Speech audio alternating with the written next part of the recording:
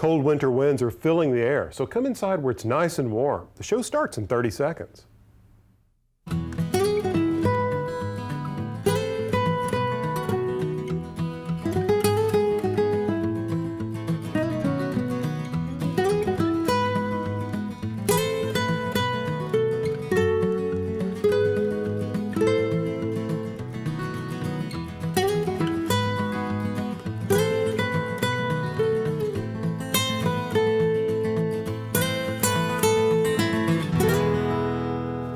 Hi, I'm Alan Smith. I don't know about you, but I'm glad to be inside where it's nice and warm. In today's show, we're going to focus on some topics that will help you forget that chill in the air. Our first stop in our journey will be the DuPont Estate in Delaware. Here, a vast collection of American decorative arts resides, as well as a beautiful garden full of shrubs and trees that we're putting on quite a show during our autumnal visit. Warm up with a list of plants that will go from late spring to early fall. Just something to mull over while daydreaming about your garden this winter. I'll also show you how I plan to make my new home's basement cozy using a green technology that's designed to insulate.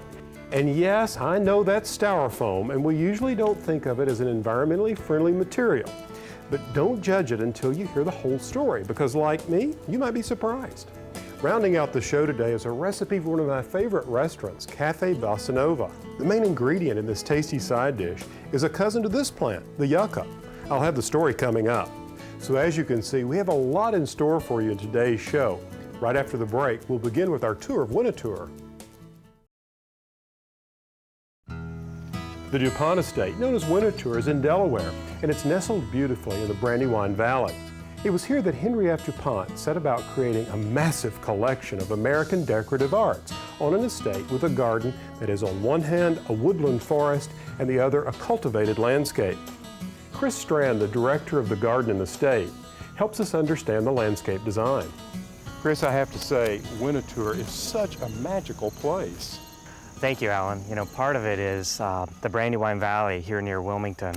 It's such a beautiful natural environment. It is. I mean, it's the perfect place to develop an outstanding woodland garden, and that's exactly what Mr. DuPont did. Yeah, exactly. Now, this particular space we're in, what do you call this? What was this laid out for?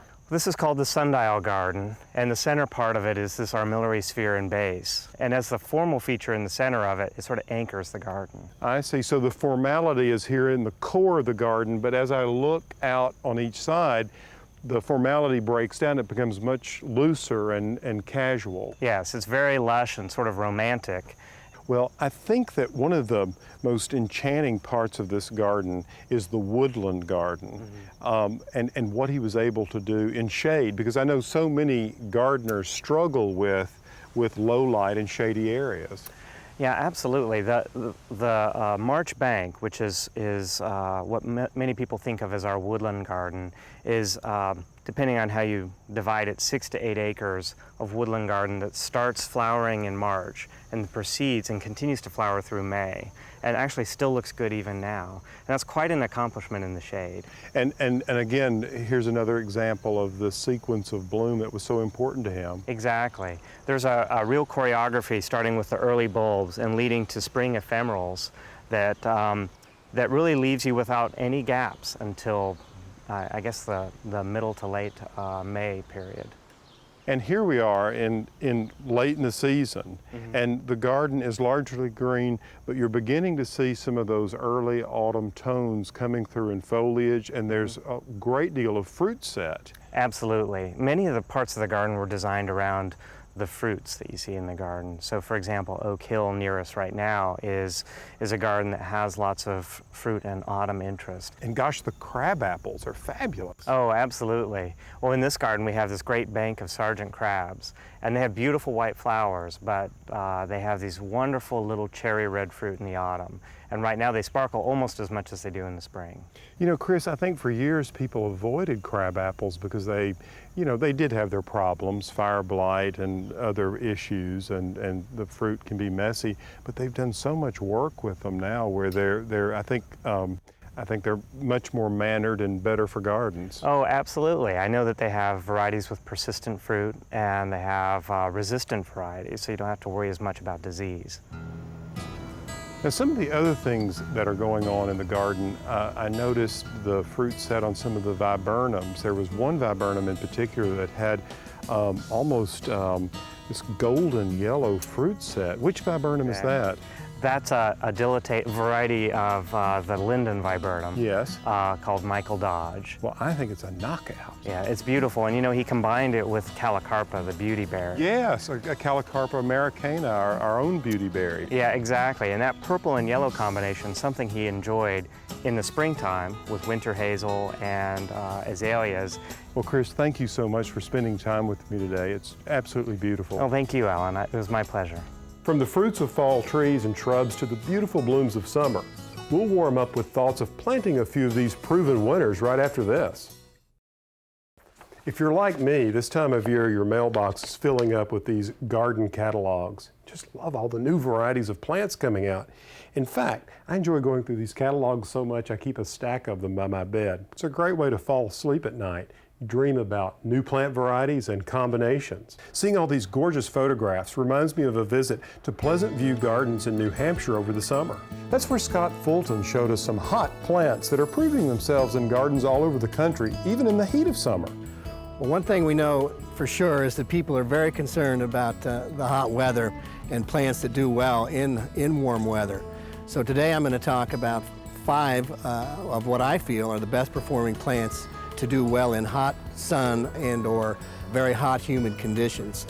One of the first ones is diamond frost euphorbia, which is this plant here. The best word to describe this plant is probably versatility. Diamond frost euphorbia is a plant that also does very well in low light conditions. So you've got a plant that can handle full sun as well as do very good in a lower light or a shade situation. Another plant that does very well in the heat is Broadway Lights leucanthemum. This is one of the first leucanthemums that was bred to have a yellow flower and a much larger flower than the traditional leucanthemum. It performs very well in the heat. This one branches well. It is a very sturdy plant and will bloom for a very long period throughout the summer. You know, talking about summer, one of the best plants I think that we have is Intensia phlox, and it is crossed with a couple of perennial types, so that really gives it a good, solid, woody feel to it. So when you actually feel this plant, you can tell how well it's going to do in the summer. The hotter, the better. It continues flowering right on through the summer. It never slows down. And another plant that we're very excited about for summer this year is the Cleome. You guys probably remember these from your grandmother's garden. But this is the Spirit Cleome. It's Spirit Frost is the variety. They bloom on the top third of the plant, and they also will throw some seed. But you know, it's a beautiful plant. It does stay about 3 feet tall in maturity. Probably not a better performing big flowered item for summer or hot weather, and really do well all across the south and even in the southwest out there. And you know, the final plant we're going to talk about here today is the Supertunia Vista bubblegum. It is a solid bubblegum pink color. It is very early to flower in the spring. And from its landscape quality and heat tolerance, it's absolutely the best performing Supertunia that we have. And really what makes it so unique is that it's got very tight internodal branching, which keeps it from falling apart when you get those large, heavy summer rains that are pounding on petunias. You don't get that soggy, mushy petunia flower. These dry up, and immediately when the sun pops out, these guys are back performing blooming as much as you have ever seen a petunia flower. So for mass plantings and good accent plantings in the landscape, probably not a better plant than Supertunia Vista bubblegum.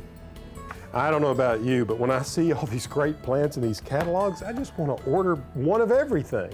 But seriously, you know, in the winter, you can sit back and take stock of what performed in your garden this past year and what you want to do differently in the season to come. Now up next, this insulated concrete form. Now you may be wondering, what is it? How does it work? And why am I using a Styrofoam product in an environmentally friendly house? Before we head to a break, here's one more idea for getting color in the garden. Oxalis is an old-fashioned plant that I remember as a kid.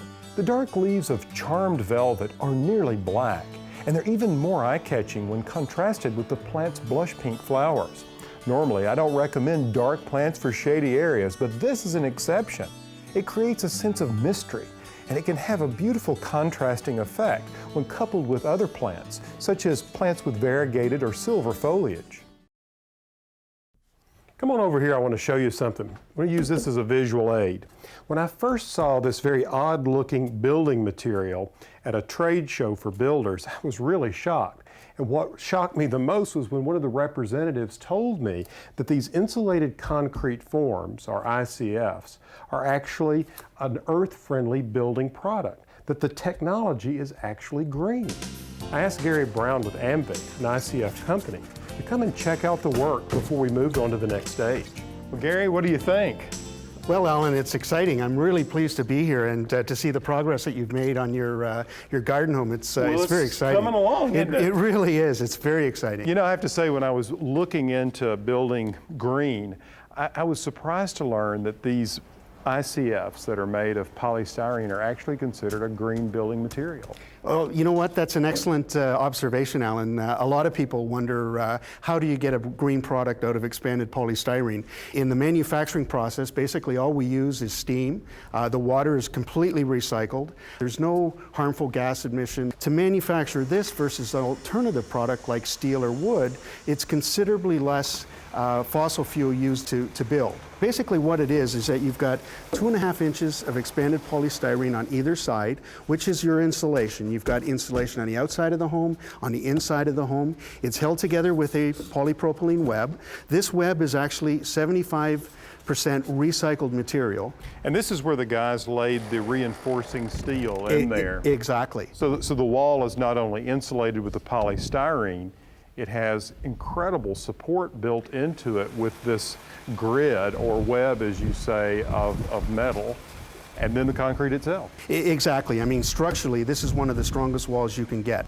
Gary, I'm pleased you gave us a thumbs up. Well, Alan, I'm really excited to be here. It's really exciting to see the progress, and I'm looking forward to coming back and seeing more. All right, now while we're on the subject of insulation, I thought this was an interesting letter from a viewer who has a question about flower pots and the winter. Dear Alan, some of my containers are just too large to be moved in to shelter during the winter. Do you have any tips on keeping them safe during the cold? Well, this is a great question. Actually, I do have some ideas. The first thing to think about is to get pots that are frost-proof. No longer do these have to be the lightweight foam pots of the past. Now manufacturers of fine ceramic pottery are also making containers that can stand up to the cold. You can also use containers made of cast iron. Some of the favorites I have in my garden are cast iron, and many of them are being reproduced from the antique. Now, if you're using traditional terracotta, another tip you may want to follow is to use water seal. Before you pot the plants, just coat the terracotta pots, and this will keep the pores of the pot from filling up with water, which will freeze, expand, and then crack the container. Now, if the container isn't too large, you might consider sitting it on a wooden dolly like this, so that you can easily move it into a sheltered place if the weather turns bad. Talking about containers in winter reminds me of all the houseplants I had in the garden rooms around my garden. In the fall, I began bringing them into the greenhouse. You see, it's a small shelter, but it's proven very useful, and one of the plants you'll find in the greenhouse is yucca. Some houseplants are the tropical relatives of plants we commonly see growing outdoors, like this yucca.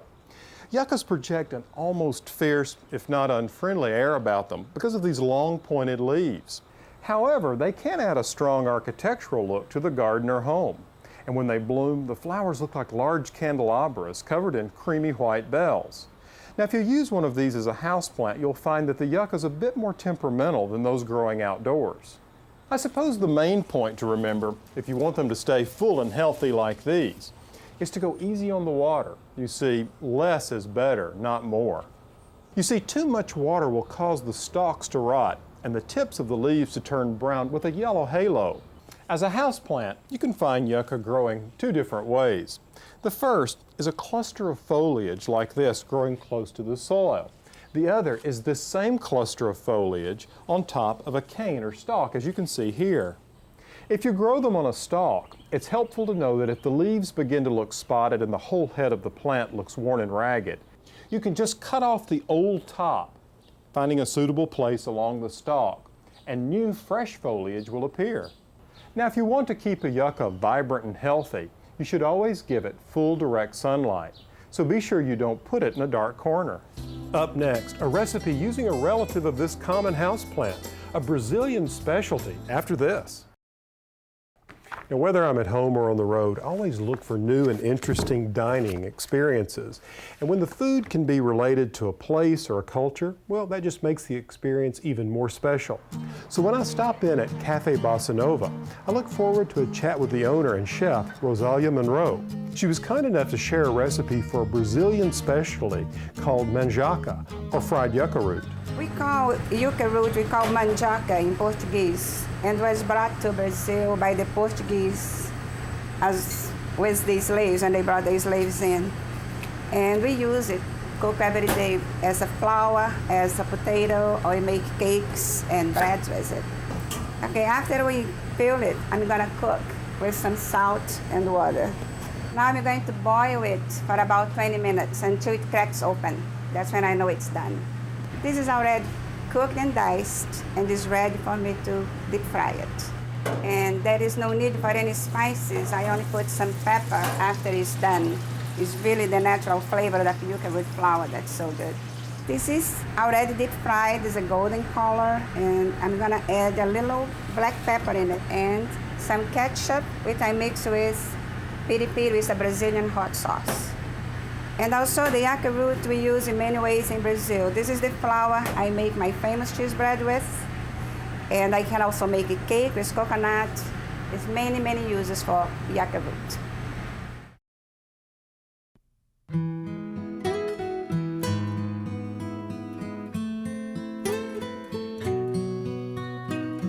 In this garden I dream of a bed of flowers. Bluebirds sing of the beauty all around us. And every time the sun comes out, I can't help but smile. Oh, no, I can't help but smile.